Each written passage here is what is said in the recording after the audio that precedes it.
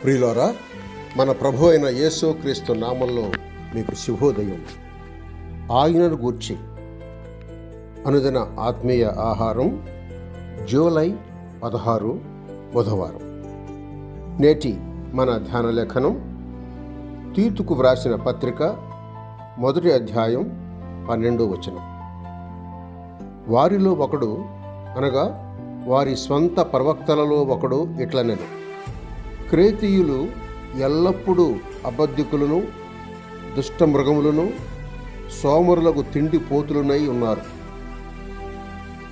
వ్యాఖ్యానాంశం: ప్రభువు సేవలో మీ వంతు.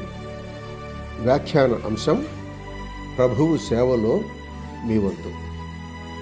వ్యాఖ్యానం: అవును, కానీ వారిలో రక్షింపబడిన వారు మార్పు చెంది పరిశుద్ధాత్మ చేత అధ్యక్షులుగా నియమించబడ్డారు.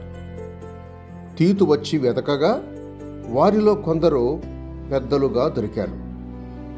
ఆ పని చేయుటికే తీతు నియమింపబడి క్రేతులో పౌలు చేత పిలువబడ్డాడు. 1వ అధ్యాయం 5వ వచనం. వారి కడుపే వారికి దేవుడు అని కొందరి విషయమై వ్రాయబడింది. వారు కడుపుకే దాసులేరని మరికొందరు భక్తుల విషయమై చెప్పబడింది. అయినా అట్టివారు కూడా క్రీస్తుకు చిక్కితే కడుగబడి, మార్పు చెంది, నీతిమంతులుగా ఎంచబడి పరిశుద్ధపరచబడగలరు. దేవుని కృప చాలా గొప్పది. కనుక ఆయన తన విశేషమైన కనికరం చేత జనులు క్రొత్త జన్మంగా నూతన స్వభావం నుండి హర్షించగలరు. కొన్ని వచనాలను తీసి చదవండి.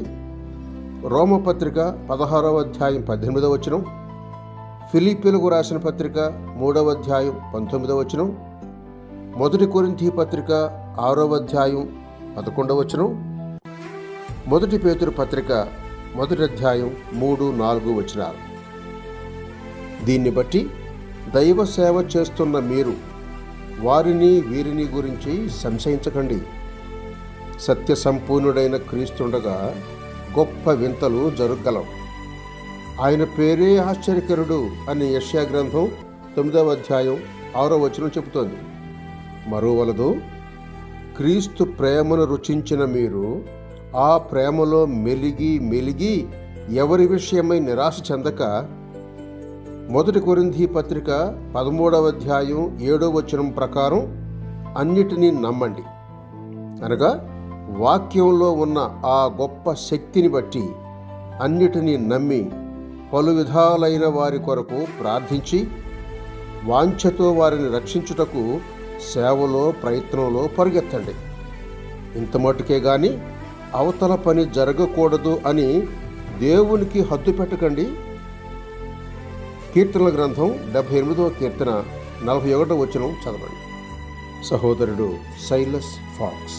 శుభములతో వందనాలు.